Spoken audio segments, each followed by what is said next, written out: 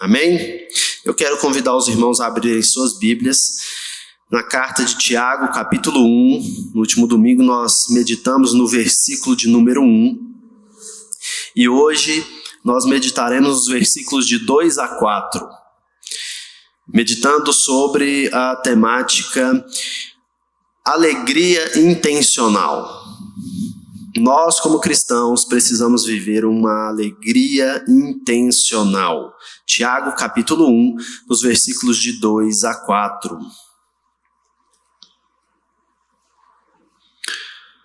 O texto da palavra do Senhor nos diz o seguinte: meus irmãos, considerai motivo de grande alegria o fato de passardes por várias provações, sabendo que a prova da vossa fé produz perseverança. E a perseverança deve ter ação perfeita, para que sejais aperfeiçoados e completos, sem vos faltar coisa alguma. Amém? Vamos orar? Amado e bendito Senhor, nós te agradecemos por esse momento, pela leitura da Tua palavra, que é bendita, perfeita. Nós clamamos a Ti, Senhor, que venha o Teu Espírito Santo, instrui-nos, ó Pai, ilumina o nosso entendimento, para, compreendendo essa mensagem, possamos vivê-la, ó Pai, dando bom testemunho dessa mensagem que é boa, bendita e que proclama o Senhor. Nós oramos em nome de Jesus. Amém. Meus queridos, eu quero lembrar algumas coisas aqui para a gente entender o porquê falarmos sobre alegria nesse tempo, seguindo essa carta de Tiago, e por que era importante Tiago falar de alegria para o povo naquela época. Alegria aqui, motivada por Tiago, não era simplesmente um conselho direcionado para um povo que estava andando meio cabisbaixo ou triste, falando, não, alegre-se, fique mais feliz um pouquinho. Tiago, na verdade, estava dizendo para eles sobre a necessidade de vivermos de uma forma intencional. Há uma postura que aqueles que creem e sabem quem Cristo é e o que Cristo fez, precisam viver neste mundo e demonstrar, porque, como nós já bem dissemos, Tiago estava olhando para o povo, dizendo para eles, olha, como as pessoas que estão lá fora e não conhecem a Cristo vão interpretar o Evangelho vai depender de como nós que o conhecemos, vivemos e os apresentamos com a nossa própria vida. Então, quando Tiago começa o versículo 2, chamando a atenção para o povo, falando sobre alegria, ele estava falando sobre a necessidade de uma intenção que estava focada em um objetivo, em alcançar um alvo, que para cada um de nós, aqueles que queremos, sabemos que ele já está garantido. Eu quero lembrá-los, por exemplo, da história do Ayrton Senna, dia 24 de março de 1991, no Grande Prêmio do Brasil. Ayrton Senna nunca tinha ganhado um Prêmio Brasil. E aí ele veio tentando dar, depois de 1990, que ele teve um ano muito ruim, tentando dar uma reviravolta em tudo aquilo. E quem assistia Fórmula 1 naquela época sabe, quem não assistia como eu, que tinha 2 anos de idade, depois assistiu porque gostava do esporte. Em 1991, dia 24 de março, ele foi para uma prova, largou no primeiro lugar e liderou toda a prova e no final venceu a prova. Bom, festa. Há uma questão nessa prova. Durante a prova, o carro dele foi estragando todas as marchas, sobrando só a 6ª marcha.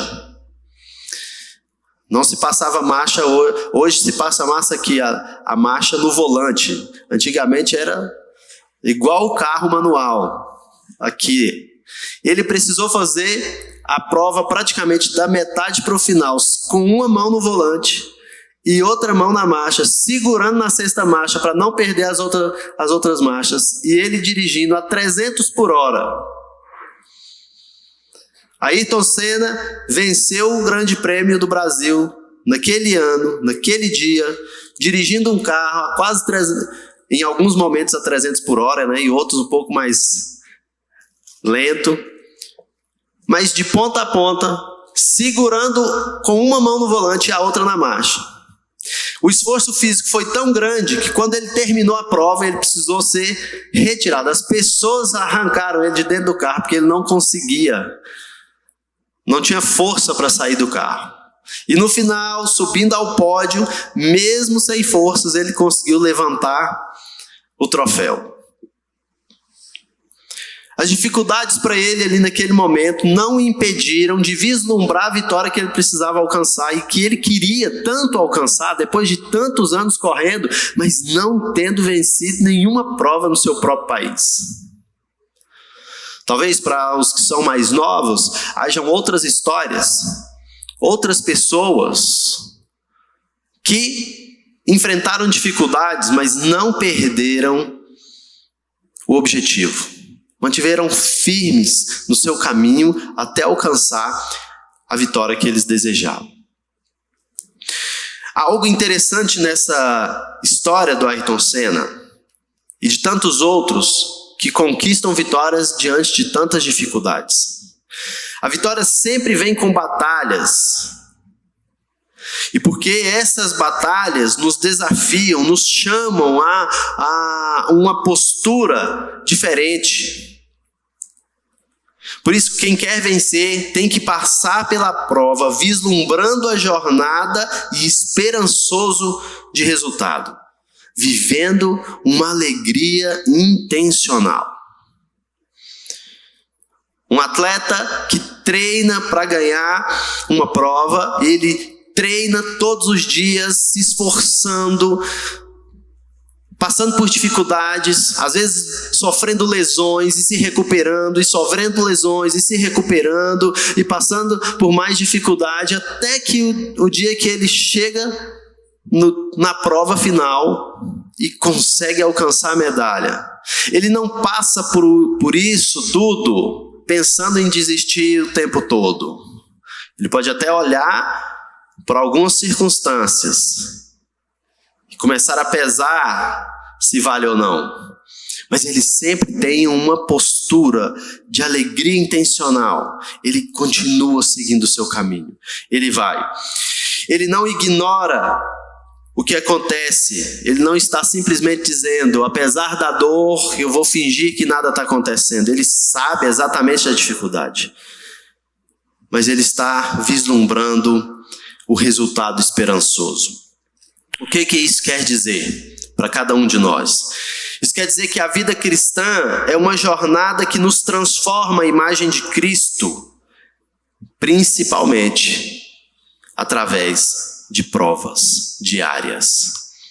É isso que Tiago está dizendo para os nossos irmãos em Cristo e que fala a cada um de nós através dessa Sagrada Escritura. Tiago discorre sobre isso em 3 pontos importantes, dentro desses 3 versículos que nós lemos e vamos meditar. Primeiro ele fala sobre vivermos diante uma vontade cheia de esperança, uma dependência do Espírito Santo e um fruto espiritual.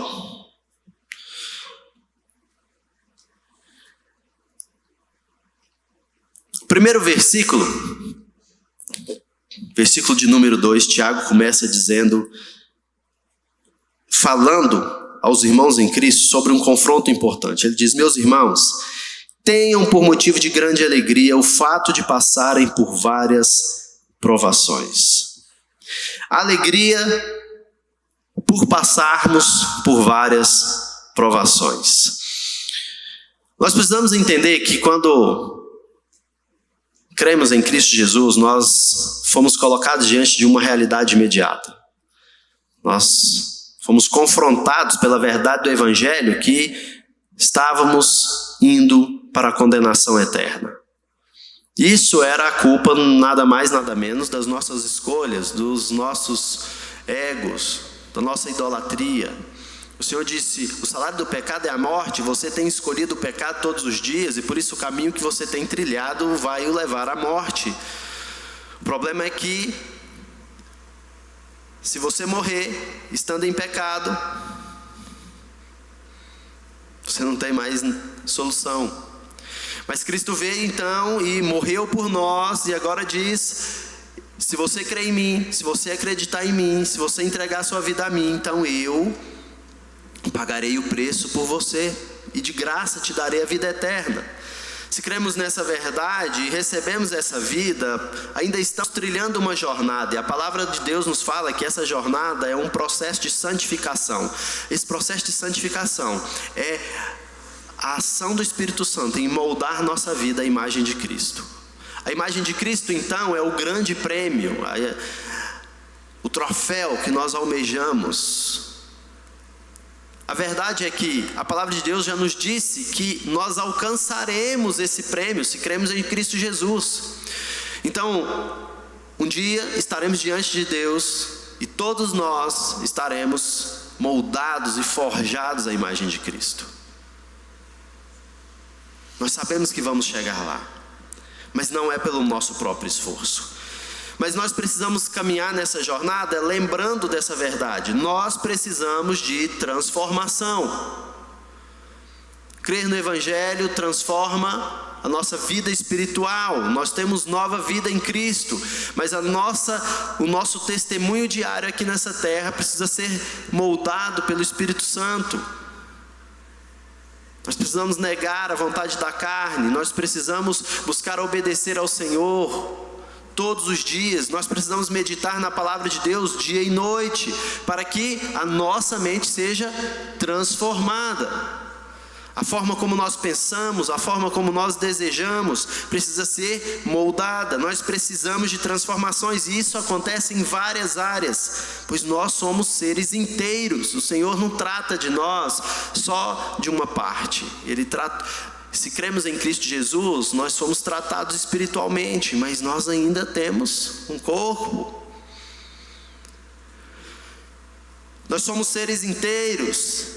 E quando Tiago está falando com a igreja sobre o passar por várias provações, ele não está especificamente dizendo para eles sobre as provações da perseguição exclusivamente. Lembrem-se, a saudação da carta é para cristãos que estavam espalhados por conta da perseguição religiosa. Mas logo no versículo 2, Tiago aponta para eles que o conteúdo da carta não vai se limitar às perseguições religiosas. Ele diz: lembrem-se, vocês precisam ser transformados. E essa transformação vai acontecer pelas provações que o Senhor os levará a viver. E isso vai acontecer em várias áreas da sua vida. As pessoas vão te provar no seu lidar comunitário. Você vai ser provado pelas tentações pessoais, pelos seus desejos. Lembre que Tiago, logo mais à frente, vai falar sobre a tentação e aonde nasce essa tentação. E ele disse: isso nasce no coração do homem, quando você se deixa seduzir por ela e a pratica, se entrega a ela. Então Tiago está dizendo: nós precisamos de transformação em várias áreas das nossas vidas. Agora, se nós formos realistas, não tem como a gente fugir das provações nessa vida, ainda que não creiamos em Cristo Jesus. Não é só porque cremos em Jesus que passamos por provações nessa vida. A questão é que as provações da nossa jornada com Cristo têm um propósito: forjar cada um de nós a imagem de Cristo. Mas quem vive as provações do tempo, desse mundo que é corrompido pelo pecado, apenas afunda cada vez mais na perdição, na condenação que o levará à morte eterna. Mas olha só, muitas vezes nós achamos e podemos começar a agir de certa maneira, entendendo que se as provações são necessárias para a vida cristã, então somos nós aqueles que precisamos direcionar as provações que vamos viver. Talvez você crie hábitos que o leve a sofrer por alguma coisa, como por exemplo os flagelos que eram criados pela igreja, ou algumas religiões que se flagelam e entendem que ao se flagelarem eles vão ser fortalecidos na luta contra a carne. O que nós precisamos entender é que o Evangelho não fala sobre a produção de provações como a causa de nós mesmos. Não sou eu que produzo provações para mim mesmo. As provações que nos moldam a imagem de Cristo, elas vêm do Senhor. Não é Deus que me tenta no pecado,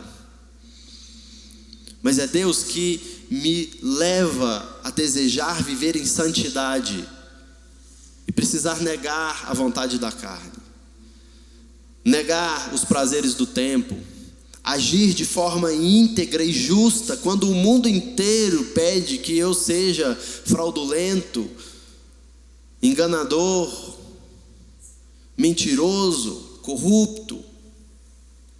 Ser justo mesmo quando ninguém é justo. As provações do Senhor vêm da vontade de Deus em nos transformar, vem da vontade de Deus em forjar o nosso caráter, a nos colocar diante de circunstâncias desse tempo que mostram o quanto a criação e o mundo está corrompido pelo pecado, mas quanto eu preciso ser luz em meio a essas trevas. Uma vontade cheia de esperança vem de quando nós entregamos a Deus as rédeas da nossa vida, sabendo que é a vontade dele que guia os meus caminhos. O que Tiago diz para eles, quando fala para terem alegria em meio às várias provações, é que se alegrem em saber que o autor das provações da sua vida é o Senhor, porque Ele quer forjar a imagem de Cristo em vocês. Mas isso só pode acontecer se vocês tiverem entregado as rédeas da sua vida para Ele. Isso só pode acontecer se você disse: Senhor, qual é a tua vontade, porque eu quero segui-la. Eu quero te conhecer, e conhecendo ao Senhor, cumprir o teu querer neste mundo, neste tempo. Nós temos muitos quereres, muitos sonhos, muitos projetos, muitos planos. Mas se não os submetermos ao Senhor, seremos escravizados pelos nossos e distantes caminharemos de Jesus. Por isso há a necessidade de vivermos uma alegria intencional. Ser alegre aqui não é fingir que nada está acontecendo. Ser alegre aqui é escolher agir de forma positiva, mesmo em meio à dor. Ser alegre aqui é escolher dar o bom testemunho e falar da verdade, mesmo em meio às dificuldades. Ser alegre aqui é viver o Evangelho, mesmo quando isso não nos é confortável. Ser alegre aqui, meus irmãos, é saber que às vezes o Senhor Jesus vai nos pedir tudo, e que a vontade dele é soberana.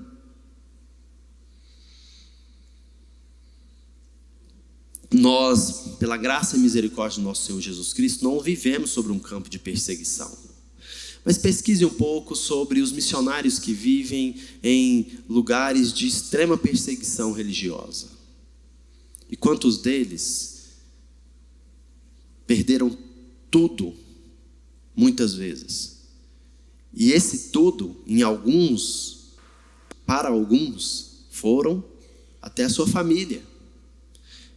Missionários que perderam muitas coisas e enfrentaram o desafio de perder a própria vida.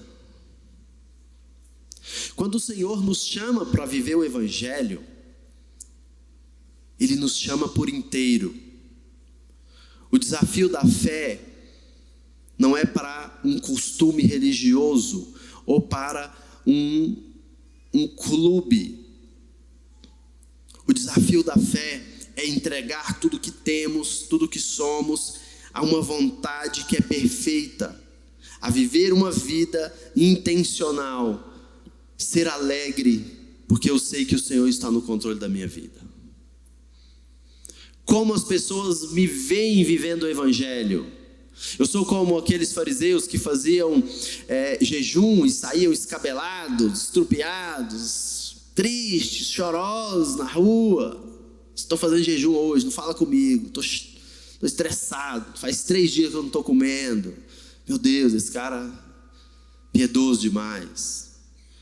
Viver o evangelho é para que as pessoas vejam o meu pesar e se compadeçam de mim.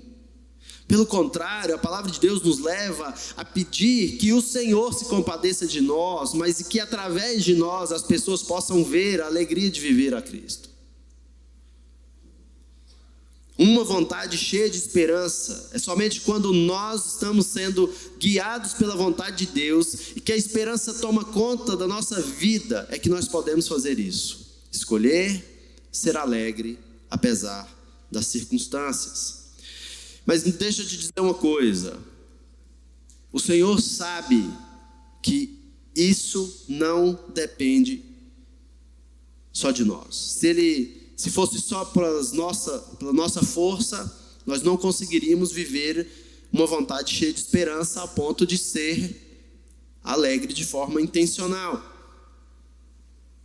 O texto da palavra do Senhor diz assim no versículo 3: sabendo que a provação da fé que vocês têm produz perseverança. Meus queridos, nós precisamos viver uma vida de dependência do Espírito Santo. Sangue, suor e lágrima. Quando eu estava no ensino médio, o professor de matemática chegou no quadro, escreveu lá, sangue, suor e lágrima. E ele falou assim, olha, a vida do aluno é sangue, suor e lágrimas. E aí eu já fiquei, até a 8ª série, parece que os professores eram tão bonzinhos, aí chegando no ensino médio, eles ficou meio bravo. A caminhada foi difícil, mas essa frase sempre me marcou. A caminhada cristã, ela passa por esse processo também. Nós precisamos enfrentar desafios que às vezes parecem nos cobrar sangue, suor e lágrima. A diferença é que o sangue nunca foi nosso, porque o sangue derramado que nos resgatou foi o de Jesus Cristo.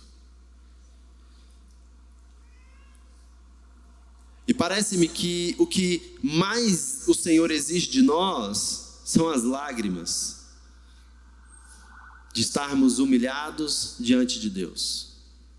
Porque o suor é o trabalho que o Espírito Santo tem com cada um de nós.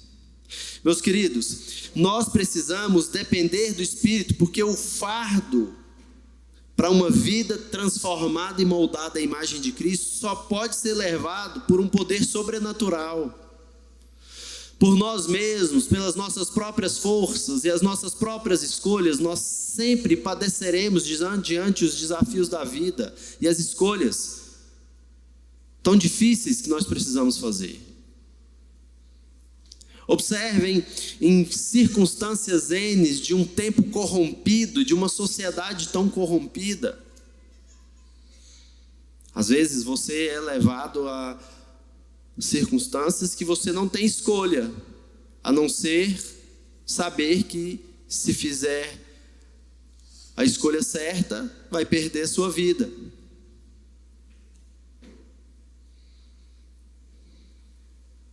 Quantas pessoas já chegaram diante desse desafio?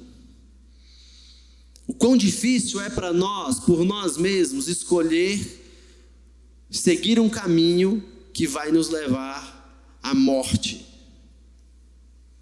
Por nós mesmos, isso é difícil.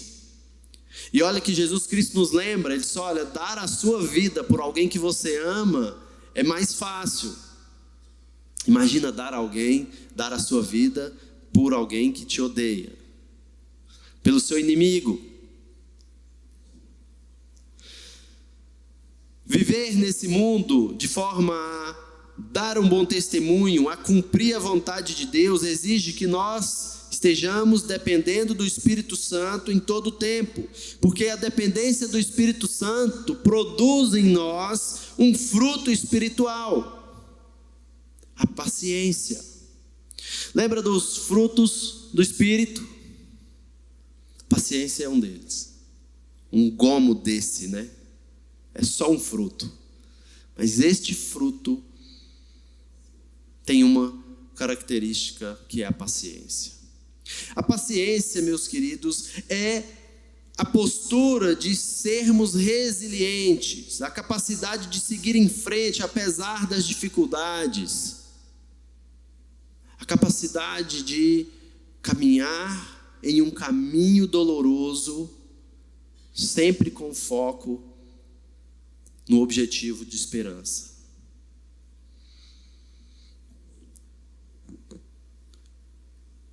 Se nós caminhamos entregues à vontade de Deus, que é cheia de esperança, nós dependemos do Espírito Santo. Essa dependência produz o fruto. Por quê? Porque quem depende do Espírito tem comunhão com Deus. Quem depende de algo vai até esse algo para encontrar forças. Nós dependemos de comida, não dependemos? Quando estamos com fome, nós vamos atrás da comida para sermos saciados. Nós dependemos de água para viver. Então, quando estamos com sede, a gente vai atrás da água para matar a nossa sede. Tudo aquilo do qual nós dependemos para sobrevivermos, nós corremos atrás disso para que então sejamos supridos. E se eu dependo do Espírito, eu vou atrás de Deus.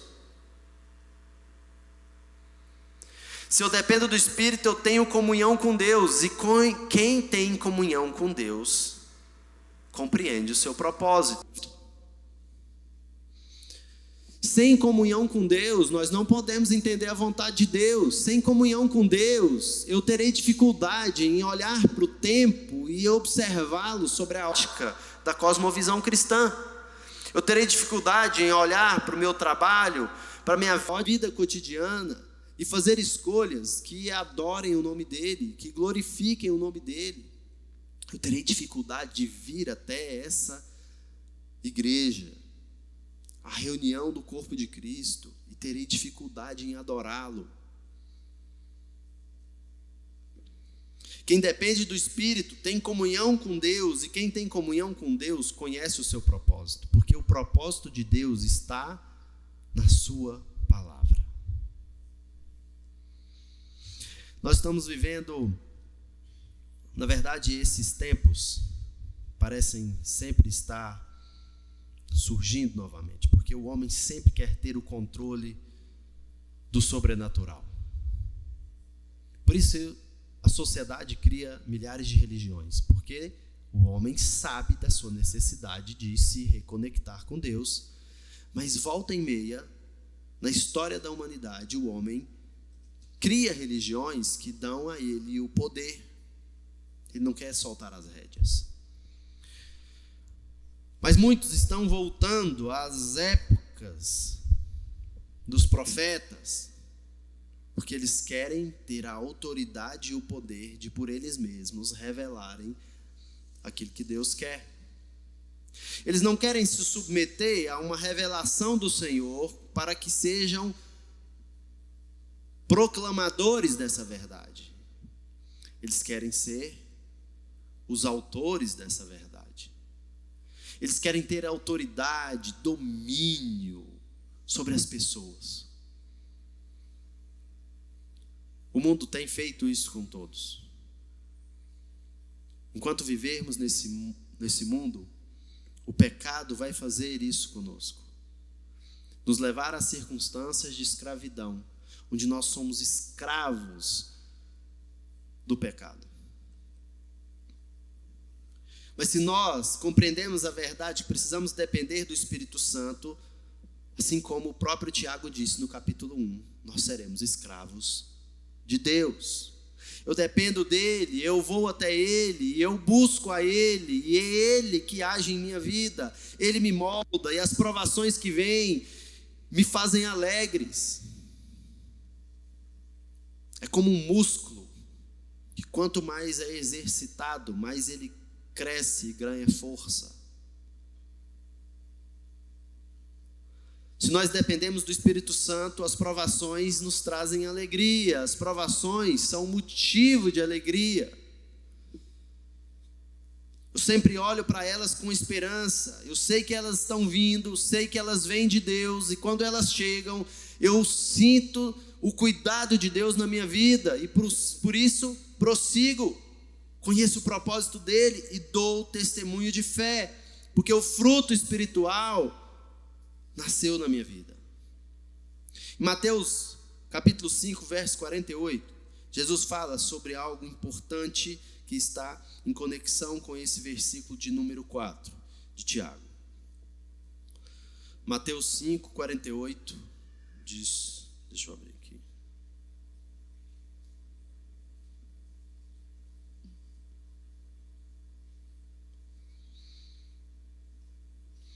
O Senhor nos diz o seguinte: portanto, sejam perfeitos como é perfeito o Pai de vocês que está nos céus. Agora, olha o que Tiago diz no versículo 4. Ora, a perseverança deve ter ação completa para que vocês sejam perfeitos e íntegros, sem que lhes falte nada. A perfeição que Tiago está falando aqui e que o Senhor Jesus falou na sua mensagem, que nós acabamos de ler, não está falando sobre uma perfeição física, mas ele está falando sobre uma integridade moral que está conectada com a vontade espiritual de Deus, ou seja, que nós obedeçamos a sua palavra, que nós demos o bom testemunho, que nós adoramos somente ao Senhor, que o nosso coração seja somente dele, que as nossas vontades estejam alinhadas à vontade dele, que o nosso querer seja conforme o querer de Cristo, e que ao vivermos essa verdade, nós demonstremos o testemunho de integridade, e então nada mais nos faltará, porque aquilo que nos basta é o Senhor. Por isso a palavra de Deus nos diz: o Senhor é o meu pastor e nada me falta, porque o que mais preciso é o Senhor. O que mais preciso é o meu Deus, Ele me supre, Ele me dá provisão, Ele me capacita, Ele me transforma, Ele me molda. Se vem provações, eu encontro forças nele. Se vem momentos de júbilo, eu me alegro com ele. Em todo tempo, eu estou com o Senhor. E por isso Paulo vai dizer: todas as coisas cooperam para o bem daqueles que amam a Deus. Ele não está dizendo que somente coisas boas vão acontecer com aqueles que amam ao Senhor, mas ele diz que todas as coisas que acontecem com aqueles que amam a Deus cooperam para o bem deles. Sejam dores, dificuldades, desafios, nos moldam a imagem de Cristo, porque o desejo do Senhor é forjar a imagem do Deus perfeito em cada um de nós. Ele não vai nos tornar deuses, mas Ele vai nos tornar a imagem que Ele sempre desejou que fôssemos. A vida cristã é um caminho que tem vida garantida, mas pela criação estar corrompida, pelo pecado, é necessário dor para curar a ferida. Quando o homem peca, a palavra do Senhor para ele é: você vai precisar agora sofrer para lavrar o solo. Você vai sofrer porque a terra produzirá espinhos e pragas. Agora, uma coisa interessante é que o Senhor não diz que a partir do pecado o homem precisaria trabalhar. O trabalho já existia. Então o trabalho não é um problema que o pecado causou. O trabalho é uma bênção que o Senhor nos deu. O pecado tornou o trabalho mais pesaroso, mais dificultoso. Mas olha, a mensagem de esperança é que Jesus pagou o preço maior e Ele mesmo quer nos moldar. Ao vivermos o propósito do Evangelho, devemos demonstrar uma alegria intencional. Alegria intencional porque eu escolho me alegrar com Cristo apesar das circunstâncias. Nós falamos que a vida cristã deve buscar uma postura intencional em todo o tempo. Então, observem, essa alegria intencional, ela vem porque nós temos um propósito nessa jornada cristã. A intencionalidade é o que define a forma que os outros enxergam o Evangelho através de mim. Ser alegre em meio às provações é ser intencional no discipulado. Eu demonstro alegria porque sei que a prova que estou passando, o momento que me dói, ele tem um objetivo. O que a palavra de Deus não está dizendo é que você nunca pode chorar. O que a palavra de Deus não está dizendo é que você nunca pode ficar triste. A palavra de Deus não está dizendo suprima suas emoções e viva como se todo dia fosse um parque de diversões. A palavra de Deus não está dizendo isso. O que a palavra está dizendo é: sim, a vida dói. Sim, você vai perder coisas. Sim, a sua vontade não vai ser feita. Mas se você crê em mim, entregar a sua vida para mim, todas as coisas cooperarão para que você seja forjado à imagem de Cristo. Para que você viva uma vida íntegra e seja encontrado perfeito e irrepreensível diante de Deus e dos homens. Pelas suas próprias forças, você não pode conseguir. Mas na dependência do Espírito, vidas podem ser alcançadas através da sua. Aqueles que estão perdidos podem ser transformados pelo seu bom testemunho. Em uma viagem de pesca, você pode voltar com a rede cheia. Em uma caminhada intencional, você pode voltar com muitos servos para o Senhor. Eu quero trazer só 3 perguntas para que nós possamos olhar para a nossa vida diante de Deus e buscarmos viver uma alegria intencional. A primeira delas é: qual a causa das minhas dores? Quando você senta e começa a se ocupar das dificuldades da vida, você consegue entender a mão de Deus em cada uma delas? Ou você tem buscado N soluções e nenhuma delas é a dependência do Espírito, porque você olha para as suas dores justificando única e exclusivamente a causa humana? Você ainda interpreta a sua vida sob o viés do mundo material, única e exclusivamente, ou você interpreta a sua vida, seus desafios, suas dores, sobre a cosmovisão bíblica de que existe uma ação sobrenatural no meio de nós? Qual é a causa das suas dores? A segunda pergunta, eu quero que você reflita como você é conhecido. Como as pessoas te conhecem? Observem a forma como você vive, as escolhas que você faz todos os dias da sua vida, apesar da sua vontade, faz com que as pessoas te enxerguem de uma maneira. Se o objetivo das provas de Deus na sua vida é para que você seja perfeito, para que você alcance a imagem de Cristo, para que você seja irrepreensível, eu te pergunto, como você é conhecido? Não estou dizendo que você deve viver a sua vida levando em consideração só o que as pessoas pensam. Não estou dizendo isso. Porque você pode viver uma vida cristã e as pessoas te criticarem. Ora, o Tiago escreve para a igreja, para os cristãos que estavam sendo perseguidos porque a sociedade não aceitava a fé que eles estavam vivendo. O que eu estou dizendo é, como você é conhecido por ser alguém que serve a Jesus, que reflete a imagem dele, ou não?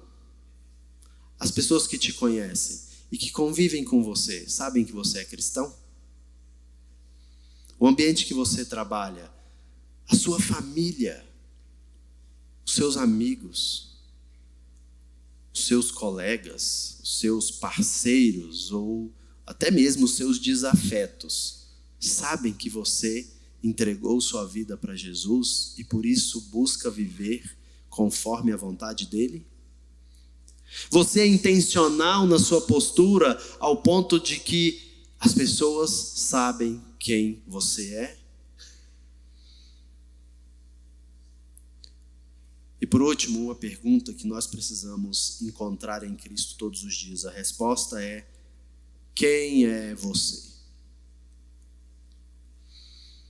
Se você sabe quem você é e faz suas escolhas baseadas em Cristo, a alegria faz parte da sua vida. Porque você se alegra, porque Ele está contigo. Quem é você? Com essa pergunta eu te convido a baixar sua cabeça e falar com o Senhor. Ele sabe quem você é. Ele tem um propósito para a sua vida. A mensagem do Senhor, as boas novas do Evangelho, é que por saber exatamente quem nós somos, o Senhor agiu para nos resgatar. A boa nova que salva e transforma é que aquele que conhece tudo e todos e tem poder sobre toda a existência, Ele está tratando cada um de nós. Por isso haverão provações. Mas você sabe quem você é em meio a essas provações? Você sabe por que você está passando por essas provações? Você depende do Espírito Santo para enfrentá-las. Se você crê em Jesus Cristo,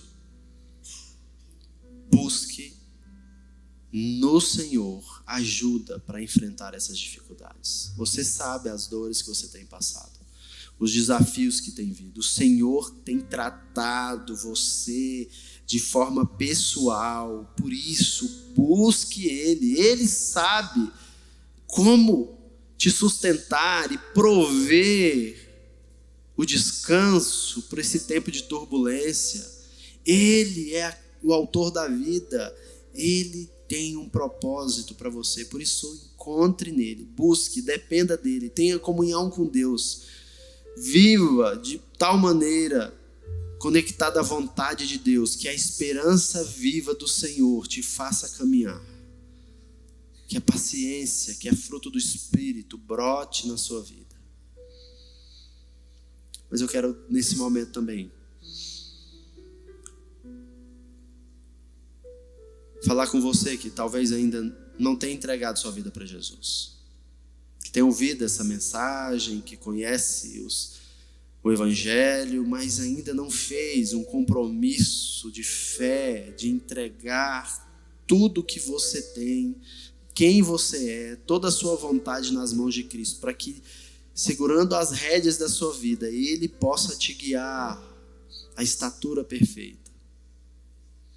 Creia em Jesus. Entregue sua vida a Ele. Faça isso hoje.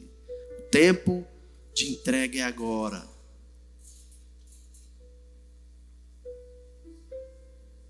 Deus amado e bendito, diante da leitura, meditação da Tua Palavra, nós somos confrontados a viver uma vida de dependência do Senhor.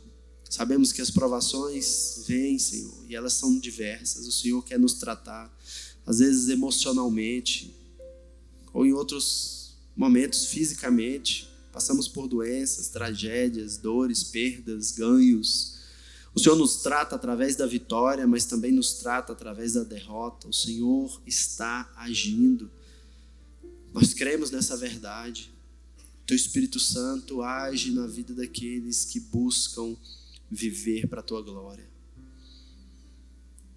Mas cremos, Senhor, que há um propósito e um plano em tudo isso. Por isso nós entregamos nossas vidas em Tuas mãos. Pedimos que cada um que aqui está, Senhor, eu clamo ao Senhor, que o Teu Espírito Santo os ajude a entregar as dores em Tuas mãos, depositar seus desafios diante do Teu altar e verem o Teu Espírito Santo moldar o caráter deles. Nós sejamos pessoas íntegras aonde nós estivermos. As pessoas possam nos conhecer pelo Teu nome, pela luz que brilha através de nós, que vem do Senhor.